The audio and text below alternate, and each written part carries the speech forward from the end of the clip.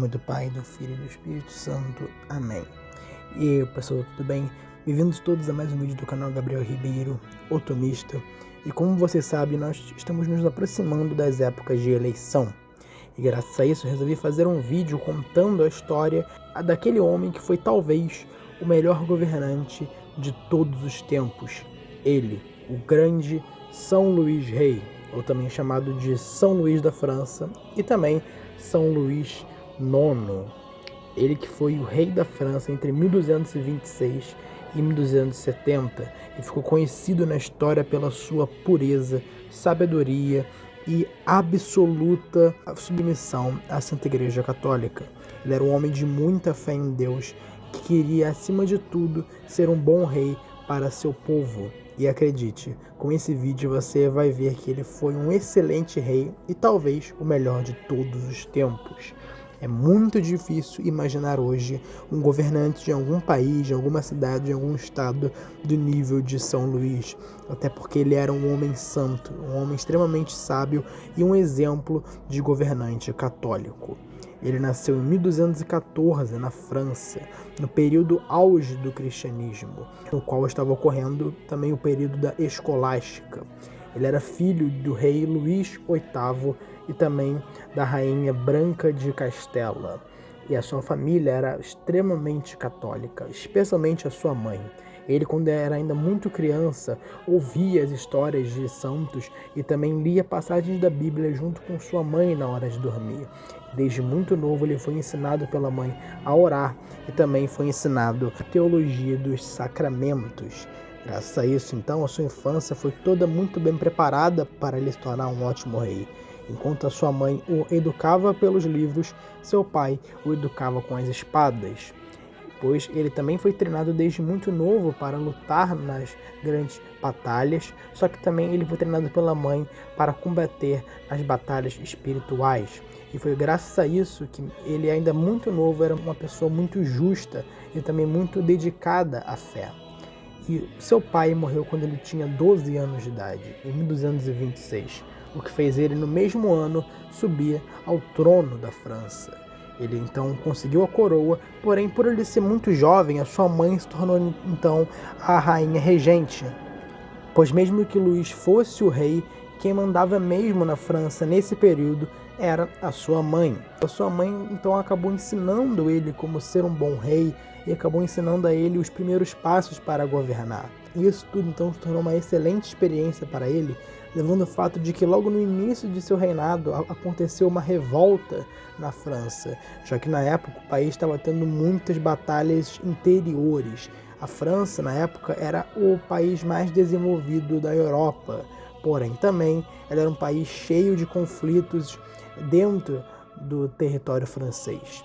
E, inclusive, o tio de São Luís, que era o Felipe, ele acabou travando uma guerra contra o próprio sobrinho por motivos políticos e familiares. E, ao mesmo tempo em que ele teve que travar uma guerra contra o próprio tio, ele também sofreu duras pressões da Inglaterra, já que a sua família tinha laços com os nobres de lá e com os reis da Inglaterra, e graças a isso ele também sofreu muitas pressões vindo de lá.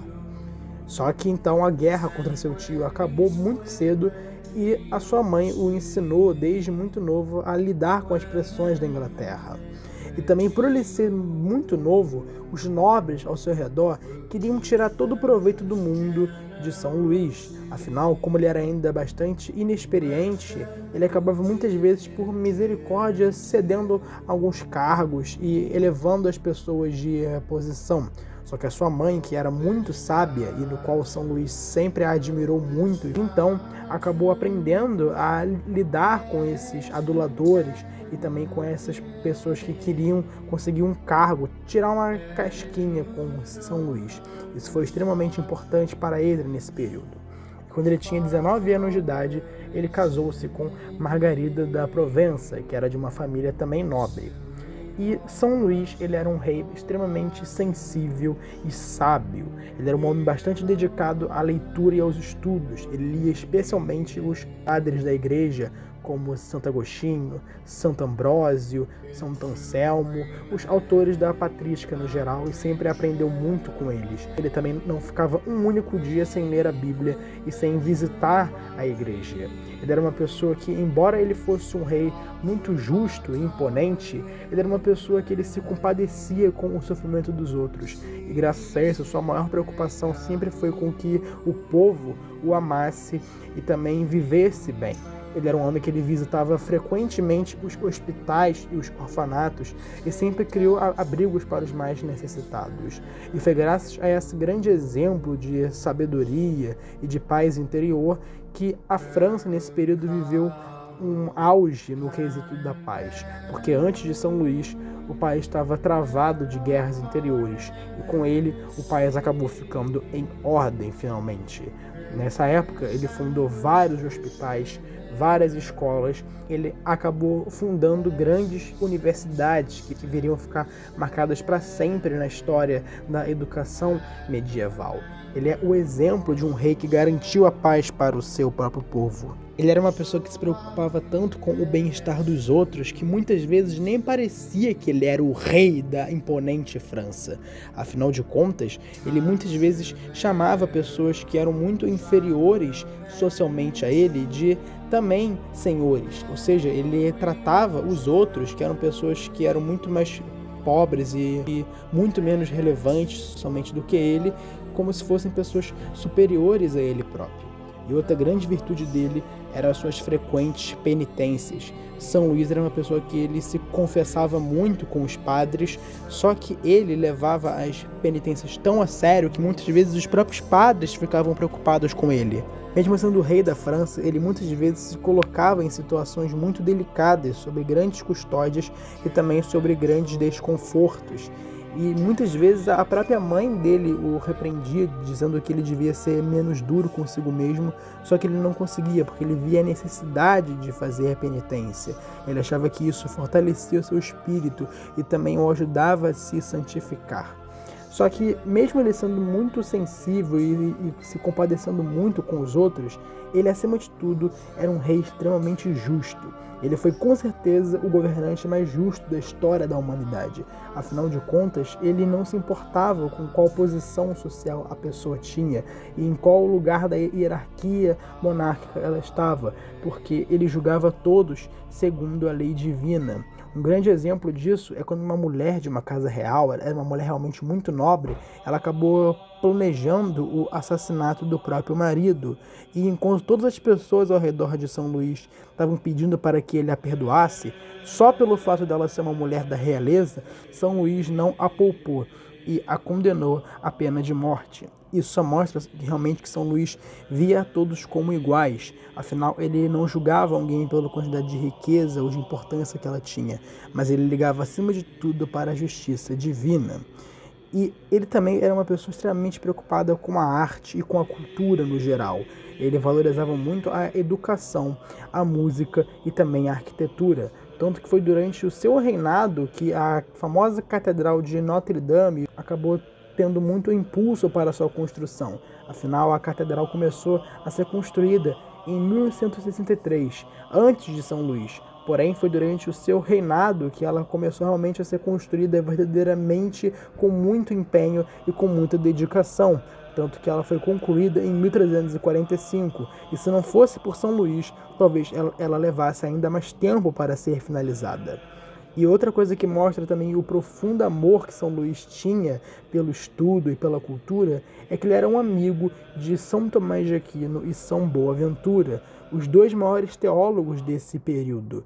Ele frequentemente os visitava e os pedia conselhos. E o mais interessante disso tudo é que mesmo que ele fosse o rei da França, ou seja, a pessoa mais importante de seu país, ele tratava São Tomás de Aquino e São Boaventura como pessoas quase que superiores a ele. É porque ele tinha grande admiração por esses dois grandes teólogos e realmente se inspirava muito na santidade dos dois e também na cultura dos dois. Um exemplo disso é quando, em 1269, ele convidou São Tomás de Aquino para ir jantar no seu castelo. E durante a janta, São Tomás de Aquino, que estava muito quieto e tal, não estava conversando com ninguém, ele, de repente, do nada, deu um soco na mesa do rei e exclamou em voz alta que ele finalmente havia arranjado uma refutação contra os maniqueus. E várias pessoas da realeza que estavam ao redor dele o repreenderam muito, afinal ele estava na presença do rei e estava se comportando daquele jeito. Só que vendo isso, o próprio São Luís, ele repreendeu as pessoas que estavam repreendendo São Tomás de Aquino e os ordenou que eles imediatamente trouxessem vários cadernos, porque eles tinham que anotar imediatamente o que São Tomás de Aquino havia descoberto. Outra coisa também é que ele tinha uma devoção profunda à coroa de espinhos de Nosso Senhor Jesus Cristo. Tanto que nas sextas-feiras ele não só se privava de comer carne, como também ele não deixava que ninguém usasse nada na cabeça. Afinal, foi em uma sexta-feira que Jesus Cristo foi crucificado. E isso mostrava tanto o seu amor que ele tinha pela coroa de espinhos, que certa vez ele acabou ficando gravemente doente, ao ponto dele quase realmente morrer. Só que antes dele acabar falecendo, ele fez uma promessa a Deus que, se ele sobrevivesse à doença, ele próprio iria para as cruzadas para tentar recuperar o sepulcro de Nosso Senhor Jesus Cristo. E assim aconteceu, ele acabou ficando curado e ele partiu para as cruzadas. Ou seja, ele próprio foi para a guerra, foi para a luta. Ele participou da 7ª cruzada e da 8ª cruzada. Porém, infelizmente, essas cruzadas os cristãos acabaram perdendo. Eles foram derrotados pelo rei Balduíno II. Só que essa derrota não impediu o fato de que o rei Balduíno II admirasse muito a coragem e a sabedoria de São Luís. Exatamente, o inimigo de São Luís acabou o admirando e acabou admitindo que ele era corajoso e sábio. E graças a isso, o próprio São Luís acabou negociando com o rei Balduíno II, que era um rei muçulmano, para que ele o desse várias relíquias que foram perdidas com o tempo. E entre elas, a própria coroa de espinhos. Exatamente, a famosa coroa de espinhos de Nosso Senhor Jesus Cristo, que hoje está em museu, ela foi recuperada pelo próprio rei São Luís, que comprou a coroa do rei muçulmano. E ele trouxe a coroa de espinhos de volta à França.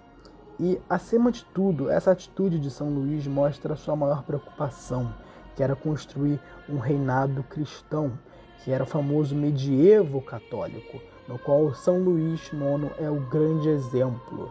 Ele é com certeza o maior rei católico de todos os tempos, por tudo que ele fez, pela paz que ele trouxe ao reino, pela cultura que ele divulgou por toda a França, pela sua justiça, por ter recuperado a coroa de espinhos, por ter lutado na guerra e por, acima de tudo, ter convertido várias pessoas. Outra coisa muito importante que ele fez é que na França, nessa época, tinha vários judeus, e São Luís, ele não perseguia os judeus, ao contrário de muitos reis no passado que fizeram isso, que mandaram matar os judeus porque eles eram hereges. São Luís IX, acima de tudo, se preocupou que ele se convertesse, porque ele, acima de tudo, desejava a salvação da alma deles. E graças a isso, ele acabou construindo várias escolas no qual esses judeus acabaram estudando e muitos deles vieram a se converter.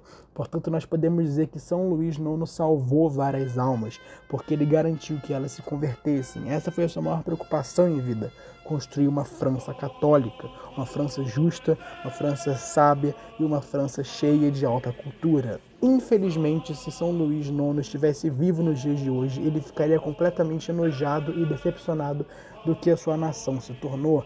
Afinal, como nós sabemos, desde a Revolução Francesa, a França nunca mais foi o país mais desenvolvido do mundo, mas com São Luís IX ela chegou no seu auge, tanto que até hoje ele é um dos santos de maior devoção na França. Muitos franceses são extremamente devotos a ele, porque sabem do incrível governo que ele fez.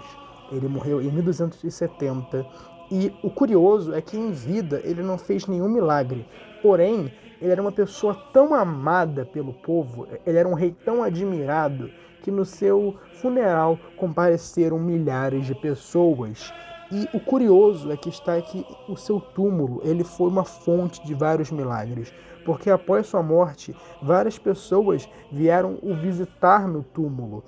E São Luís já era considerado um homem santo em vida. Ele era um exemplo até mesmo para padres e bispos. Tamanha era a sua fé e a sua santidade. E graças a isso, muitas pessoas sabiam que ele estava no céu e sabiam que ele estava intercedendo pela França e por todos eles. E por conta disso, muitas pessoas vinham ao seu túmulo para rezar para ele. E olha o curioso, com essas rezas que eram feitas em seu túmulo, 65 pessoas foram curadas de doenças. É o que mostra o documento da sua canonização. Portanto, após sua morte, foram realizados 65 milagres, feitos pelo próprio São Luís IX.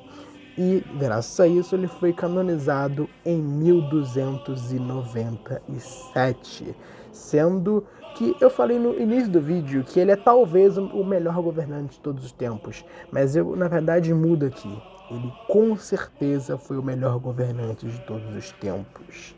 São Luís IX, São Luís da França ou São Luís Rei, rogai por nós. Amém.